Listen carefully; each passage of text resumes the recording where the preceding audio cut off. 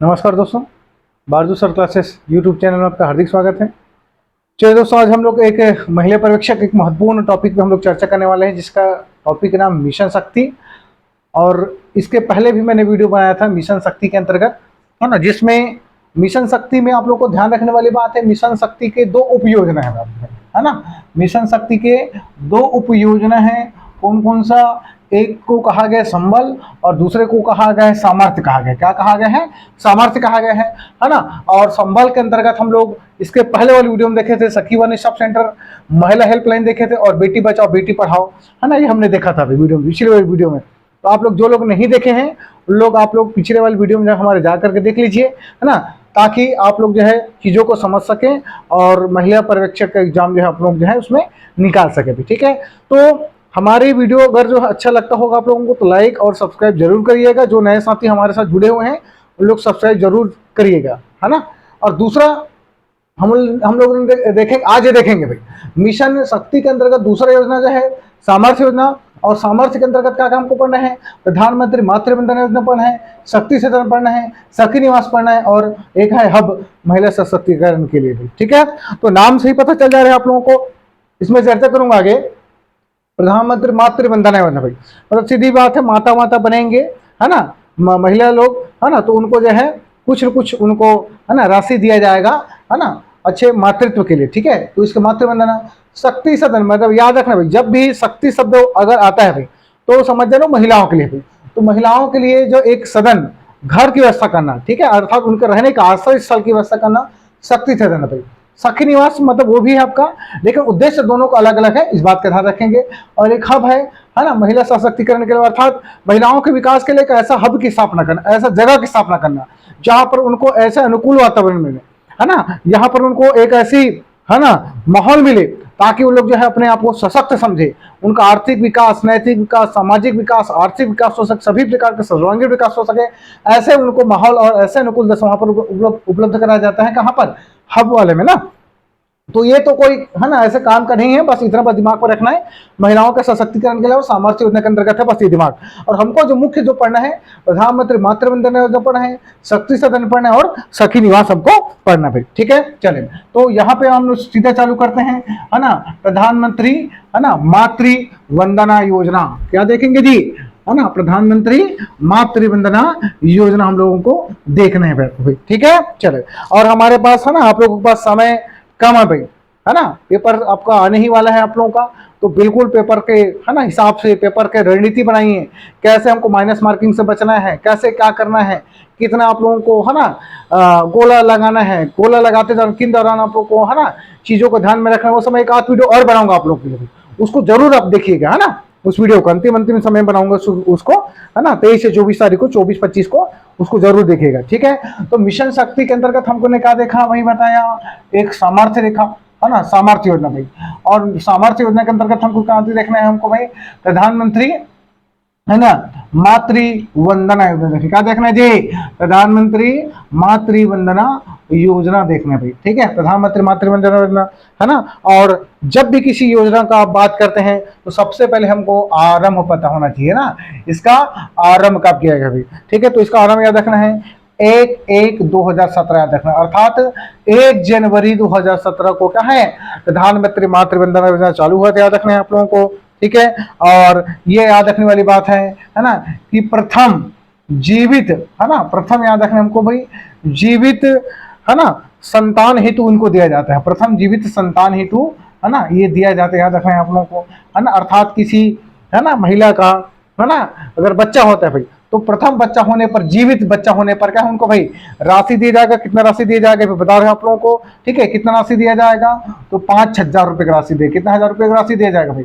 5,000 रुपए का राशि जो है इनको जो है दिया जाएगा, देखें आप लोगों को। ठीक है, दूसरी बात, अगर याद रखना भाई, अगर दूसरी संतान होता है, ठीक है, अगर क्या होता है, दूसरी संतान होता है, ठीक है, संतान होता है, और वो क्या हो भाई, बालिका हो भाई, है ना, वो लड़की हो, तो ऐसी स्थिति में उनको, है ना, 6,000 रुपए जो है उनको दिया जाएगा, रखना भाई। ठीक है, तो प्रथम जीवित संतान में कितना, 5,000 रुपया, और दूसरा जीवित संतान अगर बालिका होती, लड़की होती है, उस कंडीशन में कितना दिया जाएगा उनको, जो है 6,000 रुपए की राशि उनको दिया जाएगा।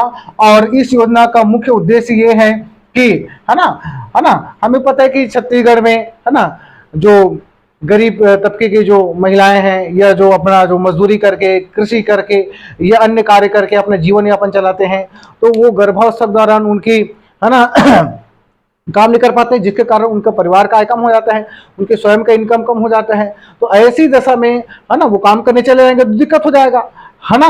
तो इसीलिए इन सब चीजों को उनके है ना स्वास्थ्य के दृष्टिकोण से ध्यान में रखते हुए उनको है ना मातृ योजना जो मिल रहा है, मातृ लाभ मिल रहा है कितना 1000 रुपए का, प्रथम जीवित संतान 5000 और दूसरे में कितना 1000 भाई आपको भाई 6000। इस बात को ध्यान रखना, बालिका होनी चाहिए भाई, ठीक है। तो ये मोटा मोटा बात आप लोग समझ में आ गया।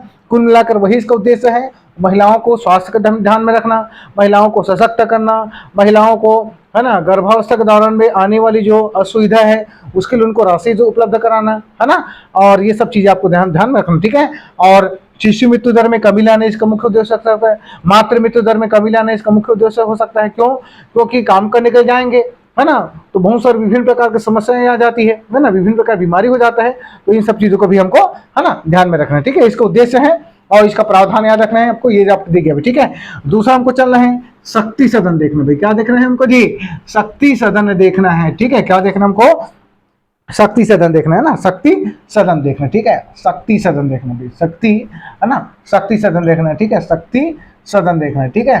देखे भाई, तो शक्ति सदन में मोटा मोटा बात यह है आपको भाई, इसका मुख्य उद्देश्य क्या है भाई, ठीक है। इसका मैं उद्देश्य बता देता हूं, है ना। इसका मुख्य उद्देश्य ये है ना, लिखूंगा नहीं इसमें, थोड़ा देख लीजिएगा आप लोग भाई, है ना। इसका मुख्य उद्देश्य है कि संकटग्रस्त जो महिला है, जो पीड़ित जो महिलाएं हैं, है ना, निराश्रित जो पाने वाली जो महिलाएं हैं, जो परित्यक्त महिलाएं हैं, है ना, उनको आश्रय उपलब्ध कराना, उनको है ना जो यौन शोषण जो पीड़ित जो महिलाएं हैं, है ना, मानव तस्करी से जो पीड़ित जो महिलाएं हैं, उनको पुनः समाज के मुख्य धारा में धोना।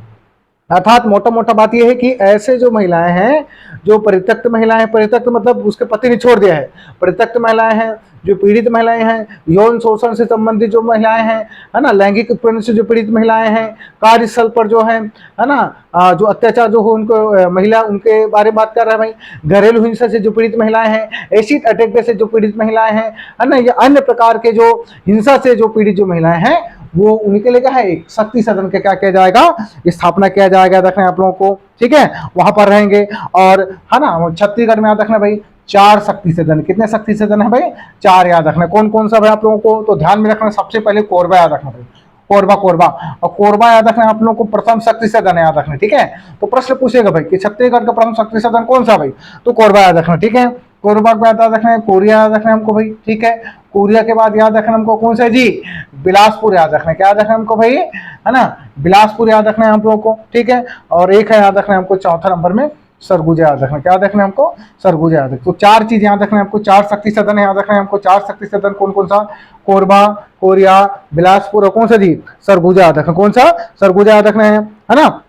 और आप लोग इसको है ना ध्यान में ये रखने वाली बात ये है कि है ना इसमें जब शक्ति सदन में जाएंगे, अर्थात उस है ना जगह पे जाएंगे भाई, तो उनको निःशुल्क आवास दिया जाएगा, है ना। क्या क्या प्रावधान ये भी मैं बता देता हूँ भाई, ठीक है। क्या क्या प्रावधान उनको ये भी बता देता हूँ भाई, है ना। निःशुल्क क्या दिया जाएगा उनको भाई, है ना, आवास दिया जाएगा भाई आपको भाई, ठीक है। निःशुल्क का जी आवास दिया जाएगा, उनको रहने के लिए याद रखना है आप लोग को भाई। उनके लिए क्या है, भरण पोषण की क्या किया जाएगा, उनको जो है ना व्यवस्था किया जाएगा, याद रखना है आप लोगों को भाई, ठीक है ना।